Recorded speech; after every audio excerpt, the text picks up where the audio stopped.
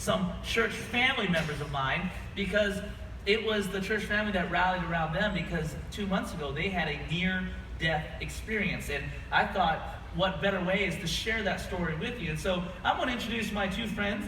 They've been to come to church for some time. Can we welcome Jeff and Sheri Tong? Come on, Jeff. Sheri. Hey, good looking. Grab a seat, Sheri. All right. Come on. So as they're getting seated here, Jeff and Sheri, you guys been coming on for what? How long now at the Saddleback Church? Well, we've been coming to Saddleback over 10 years now. 10 years. That's longer than me. All right, 10 years. Now, did you start at the Irvine campus? You went from Lake Forest. What happened? Started from the Irvine campus. Okay, so started off at the Irvine campus, and along the way, I'm sure you collected a lot of friends, and you've also kind of have a group of guys in your small group that go biking. And so, tell us some of that hobby and the interest of. He's part of the biker? What do we call yourself? Yeah, like bicycle man. No, I don't bike. I'm a mountain biker. Okay. So usually every Saturday morning, I go for a morning ride with a group of guys, and we ride all the trails in Orange County. But that looks serious, man. Yeah. Man. Okay, so you bike, and about a couple months ago, something happened. Something tragic happened. I remember I got the phone call because we were doing our Lunar New Year celebration. It was the weekend of the Super Bowl weekend in February. What happened that Saturday morning? Because that's the shot that you took. That was the last shot you took. Something happened. That's correct. So on the Saturday before Super Bowl Sunday, because of my kids' activities, I couldn't ride with those group of guys. And in the afternoon, I decided to go for a ride by myself at Santiago Oaks Regional Park. So any bikers in the audience, I was going up the Chutes Trail, which is a pretty good climb. And when I got to the top, I just felt tired. I didn't have like the massive heart pain or chest pain.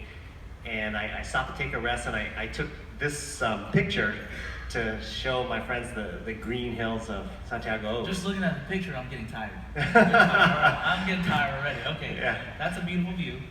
But what happened after that? So after that, I must have passed out, and luckily some good Samaritans called 911, and I was told later on that the fire department had to airlift me to OC Global, and that's all I remember. Okay, so Jeff, just so that we know, like, you passed out, you blacked out, you don't know what's going on right now. Yeah. Apparently it's so serious that the helicopters had to come and airlift you out of this canyon. Is that right? That's correct. Now you're blacked out, you can't talk anymore. I'm going to hand it over to Sheri here.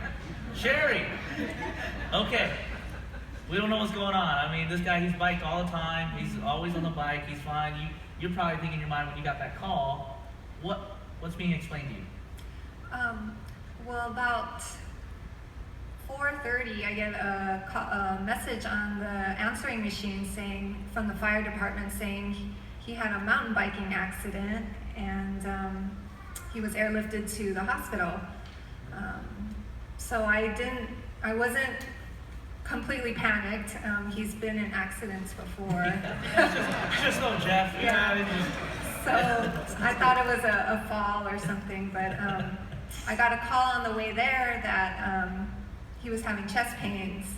And once I got to the hospital, the doctor came out and told me it was a massive heart attack, probably in one of the worst possible places to have it. And he kept coming out, and the news got worse and worse, complications, and he had to be put on a breathing tube and balloon pump, and kidney failure. It was just... So basically, at this point in time, it was not some minor accident. It was a heart attack. Right. Where now he is completely knocked out. His body system is just falling apart. And at this point, I guess it went from, oh, Jeff just got hurt, to, oh. Right. Oh, no. Yeah. And what's going on in your mind as you're just hearing these code blues, all sorts of things are happening? What are you feeling like at this point? Scared, and just shock. Can't believe that healthy man. Healthy man. Yeah. As in this situation, you know, with tubes all over, and yeah, so it was really scary. Didn't know if I was going to lose him, you know. Right, of course. That day. And that's not a feeling that anybody wants to, especially a loved one, to go through that, because a million things are racing through your mind. At that point, we were actually finishing up our Saturday night service. I remember getting that phone call.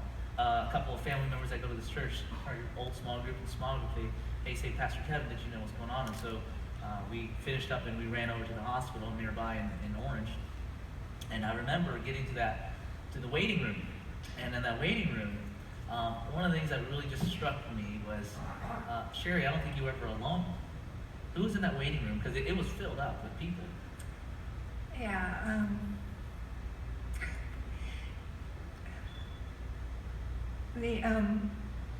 The moment everyone heard, our church family and our small group were there. They came constantly, filled the waiting rooms. There was no room for anyone else. And they supported us through the whole thing. Jeff actually, we thought he was going to need a heart transplant. So they transferred him to Cedars-Sinai and in LA, and our small group and church family still traveled all the way to LA to visit Jeff and support me. You know, I know that any of these situations, life just kind of stops. You drop everything for your spouse to do all these sorts of things. Now Jeff he's knocked out for about a week and a half now. So Jeff doesn't know what's going on. That's why he's not talking right now. And Sheri is just putting the pieces together. And I remember we, as a small group, we were just back and forth. The church family was like, hey, how can we help? We can help. And you have a 7-year-old. In fact, Sheri and Jeff, they have a son that's my son's age. And they actually were in the same class last year together at school. And I mean, what was his life like? Because he's like, Dad could die. Yeah. I really, it was amazing. My small group took care of him. One of our families took him in for 3 weeks. 3 weeks. Which is 3-week play date. Yeah. It was, so he actually enjoyed himself. He didn't know. He didn't know the extent of what happened. But yeah, they took him to school every day, and his life was normal, all his activities. Our small group took turns, you know, doing Now this things. small group was years and years in the building that helped. It basically is your extended family. Yes. And I know a few more are in here today, so I want to thank them for being there for them. Now, back to Jeff. Jeff wakes up now, right? Jeff wakes up. Okay, Jeff, it's about a week and a half, 2 weeks. Where are we at? Yeah. Okay. So You wake up. I mean, come on, everyone wants to know. I mean, thank God he's alert now. He's awake. You had a few questions in your mind. What were some of the first few thoughts that came out of your mind?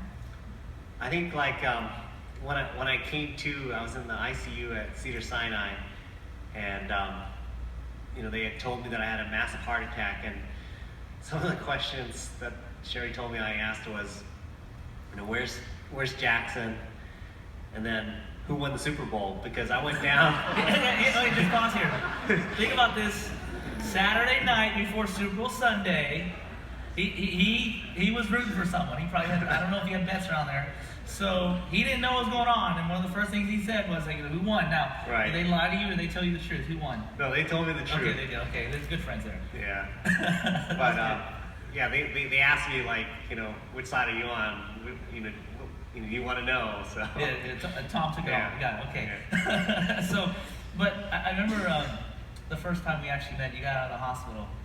You said something to me, and I thought it'd be so cool for everybody in our church family to hear this. But I remember Jeff showing up at our house. We were taking care of Jackson at my house with Coy, and you showed up, and you're still recovering. You were whispering and said, "Hey, I couldn't have made this without my church family." And I remember you were just getting emotional about that. But tell us about that. What you were thinking. Yeah, I mean, it was quite an ordeal for both of us, and for me, just coming to, I remember seeing, my ICU room just decorated with photographs and prayers of all the prayers from my small group, my church family, from friends and family, and pictures, past moments that we had all enjoyed together, and that really touched me. I mean, like it made that really stressful ICU room feel a little more comforting. Yeah. And I knew, that God and church community was, praying for me. And two of my small group brothers, when we were talking about this incident, they mentioned Mark 2, and Mark 2 has really become a special verse in my life, and I think it sums up community and church family and this incident really well. So in Mark 2, Jesus, was preaching, and he drew such crowds that there were 4 friends who had a paralyzed man as a friend, and they wanted to take him to see Jesus for healing. But there was just such a crowd outside this house that they couldn't get in the door. But these guys, just like my small group for me, they're so determined to heal their friend that they dug a hole in the roof and lowered their friend on the mat. And when Jesus saw their faith and determination, he said, your sins, you're healed. And I think that, really shows, that your church community will go through the roof for you. They'll go through fire for you. Because when you're in a hospital bed and you can't do anything, you need God's power and you need others to help you. Good call. Thanks, Jeff. And so, Jeff, I think as we're learning this in this particular weekend, I said Sabbath Welcome Back weekend, it's a weekend where we're going to help all of us find new friendships and new family and make this church your home. And so we'll talk about that after this. But, Jeff, I know that you're on a hunt as well. If you go back to the picture with the helicopter, I think along the way you've been trying to find people who've helped you, right? You're trying to identify all the EMT people that helped you. Right. Tell us a little bit about your mission right now, and maybe you can ask our church to help you as well. Sure. So that day there were a lot of Good Samaritans, the fire department and fellow mountain bikers. And in the bottom of that picture, there's a guy with a red helmet and a blue jersey who's cradling my head. And I've never been able to find out who that rider is. And I'm looking to find out who he is so I can thank him and tell him that, I'm alive. So we don't know his name. Right. We're looking for the guy in the helicopter or on the ground? No, down below on the ground next to the So those who work near EMT or something, he's really wanting to find them to say thank you to the person who actually, because I think they said if they didn't take you out, you could have lost your life. Yeah. I mean, it was, when a heart attack happens, timing is critical. So, I mean, the fact that they called 911 and they got help to me quickly is really important. So if any of you guys, mountain bike or know who this is, please. Yeah, we're looking forward to it. They don't say thank you. So, Jeff, so final thoughts for the church family here. Thank you, Jeff and Sheri, for sharing the story. I think here's what I want to encourage you. Inside the bulletins, there's actually a couple things, and people are passing these around. We made it very simple for us to start a family here and start friendships here. I want you to start doing the work now.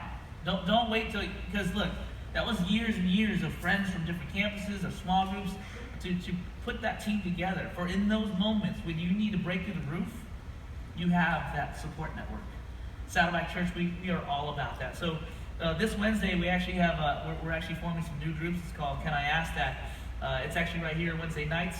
It's really easy to get involved with. Our women's, they're doing a week retreat soon, our women's community. Kate Warren is going to be speaking on June 2nd at the women's retreat. So women, if you're interested in that, go outside the Connection Center. They'll give you information. But start building some friendships here. Make this church home your family, because we want to rally around you. We don't ask questions. When we get a phone call, we drop everything and we come find you in the hospital. This is why they share their story, because they're pleading with you. Get to a family. And we want you part of this family. And so I just want to say thank you for Jeff and Sheri for sharing your story. We have many, many stories like this, and we want to continue doing this throughout our worship services during the year. But can we just give a round of applause of God's goodness for Jeff and Sheri? Thanks, guys.